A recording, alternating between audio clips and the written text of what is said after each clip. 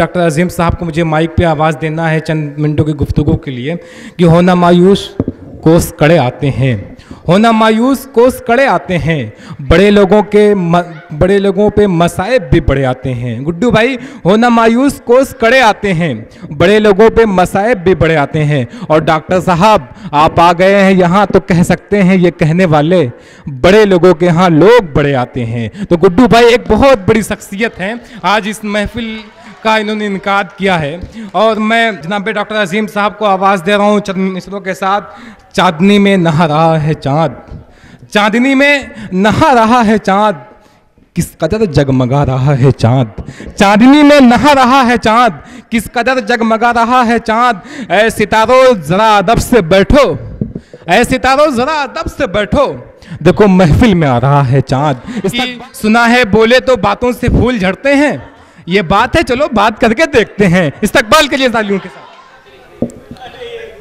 मोहतरम जनाब मशहूर शायर शादाब साहब, गुड्डू भाई, मंच बैठी सभी शायर साहिबान, सामने बैठी फूलपुर की प्यारी जनता, अस्सलाम वालेकुम, नमस्कार, वेरी गुड इवनिंग।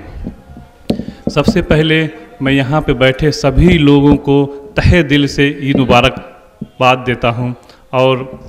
और इस बात का भी मैं बहुत बहुत तारीफ़ करता हूँ, गुड्डू भाई जब भी फूलपुर में प्रोग्राम करते हैं तो ऐसा प्रोग्राम करते हैं जहाँ हम दोनों हिंदू मुस्लिम सभी धर्म जात के लोग एक साथ बैठ के आपस में मेल मोहब्बत से रहे।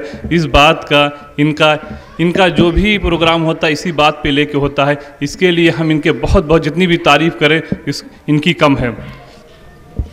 आज हमारा देश बहुत बड़ा देश है और यहाँ बहुत सी धर्म और जात के लोग रहते हैं, यहाँ बहुत से धर्म जात के लोग रहते हैं और वो यहाँ पे बहुत से त्यौहार हैं। ख़ासकर हमारे मुस्लिम भाइयों में ईद बकरीद और नान मुस्लिमों भाई में दिवाली, होली, दशहरा, रक्षाबंधन, ये मशहूर त्यौहार हैं। हमें तो एक त्यौहार वजह मिलती है खुशी की, चाहे वो हिंदू का हो चाहे मुसलमान का हो, त्यौहार होता है। इसी बहाने हमें छुट्टी मिलती है, हमें अपने फैमिली के साथ बिताना होता है, हम एक दूसरे के घरों जाते हैं। हमारे दो त्यौहार हमारे मुसलमान भाई में ख़ास कर हैं, ईद और बकरीद। क्यों मनाए जाते हैं मैं बहुत ज़्यादा इस पर ना दे के टाइम आपको थोड़ा सा रुजू कराएंगे कि हमारे यहाँ इस्लाम में बहुत सी जंग जीती, बहुत सी चीज़ें हुई, लेकिन हमें मिला ईद एक त्यौहार। इसलिए मिला कि हम 30 रोज़ा रखते हैं, भूखे प्यासे अल्लाह की इबादत करते हैं रात दिन, उसके तुफेल में अल्लाह ताला ने हमें एक खुशी का मौका देता है ईद। और दूसरा त्यौहार है हमारा बकरीद है, जो अक्सर कर लोग कहते हैं हमारे हिंदू भाई कि ये त्यौहार ख़राब है, हम उनका होली ख़राब कहते हैं, हम उनकी दीपावली अच्छी कहते हैं, वो हमारी ईद अच्छी कहते हैं, लेकिन हम ये नहीं जानने की कोशिश करते हैं त्यौहार मनाया क्यों जाता है। बकरीद मनाने की एक वजह है, हम थोड़ी से बहुत दूर नहीं, टाइम बहुत कम है, कि ऊपर अल्लाह ताला का आदेश आता है, इब्राहिम अलैहिस्सलाम से कहते हैं अपने बेटे को ज़बह कर दो। आज हम अल्लाह ताला की इतनी नाफरमानी नहीं मानते कि हम उनके कहने पे नमाज़ पढ़े, रोज़ा रखे, ज़कात दे, लेकिन हुक्म आता है अल्लाह ताला के अपने ऊपर, नबी पे की कहते हैं कि अपने बच्चे को ज़बह कर दो। आज अगर ऐसा कोई भी हुक्म आए तो शायद हम लोग कोई ना माने, लेकिन इस्माइल इस्लाम अपने बेटे से कहते हैं अल्लाह का आदेश आया है बेटे हमें तुम्हें कत्ल करना है, तो कहता है बेटा अपने बाप से अगर आदेश है तो कत्ल कर दो, लेकिन पिताजी मेरी आंखों पे पर्दा डाल देना जिससे मैं आपका चेहरा देख सकूं। जब उनको लेके इब्राहिम अलैहिस्सलाम को इस्माइल अलैहिस्सलाम को लेके कत्ल करने के लिए निकलते हैं तो सारी कायनात में रोना पिटना, इतना दर्द कभी दुनिया में नहीं देखा गया जितना दर्द का आलम था कि आज एक बाप अपने बेटे का छोटा से बच्चे को कत्ल करने जा रहा है। जब वो छुरी अपने बेटे के गर्दन पे लगाते हैं तो उसी वक्त एक दुम्ब आ जाता है और कायनात में कितनी खुशी मनाई जाती है, शायद हम नहीं सोच सकते कि उस वक्त कितनी खुशी मनाई गई होगी।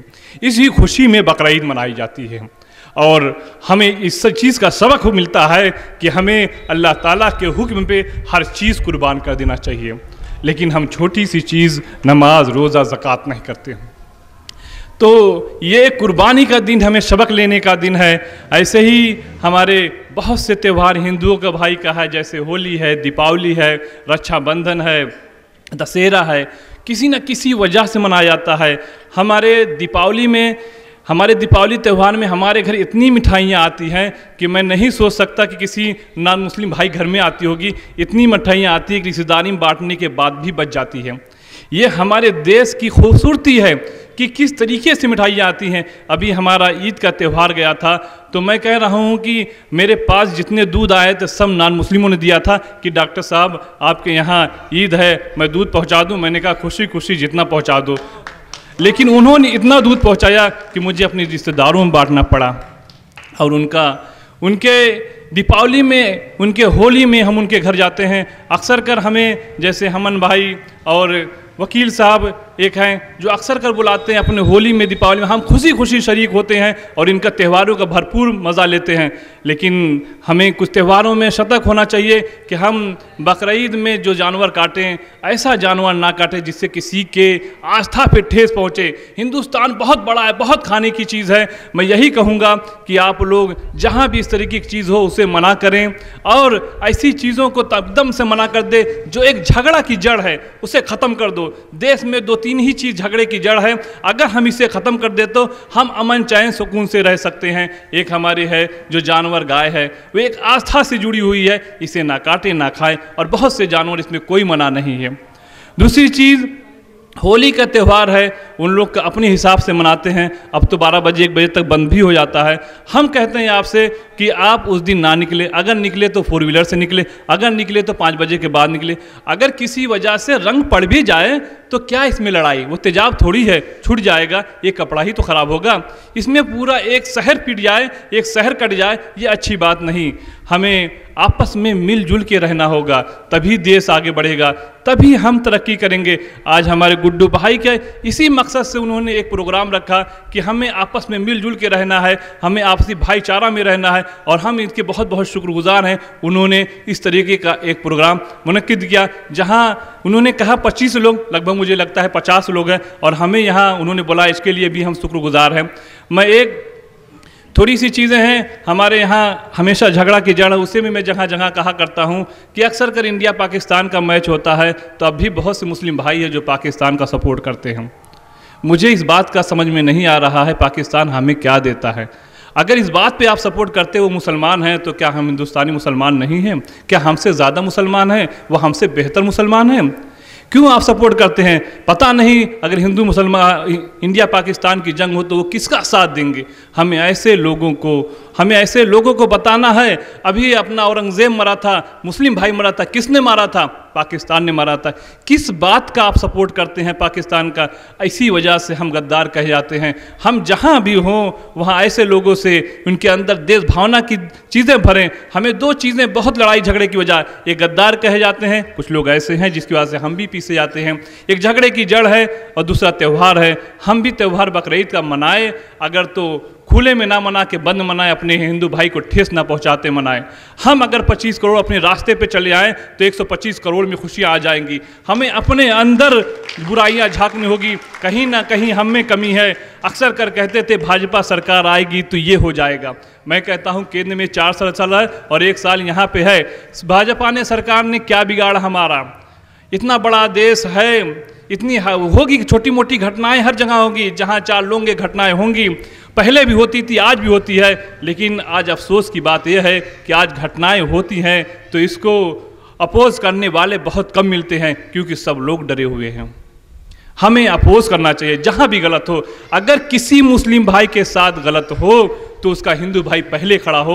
अगर किसी हिंदू भाई के साथ गलत हो, अपना मुस्लिम भाई गलत पहले खड़ा हो। हमें ये देखने की कोशिश ना करें कि हमारा भाई है, हमें ये देखने की ज़रूरत नहीं है।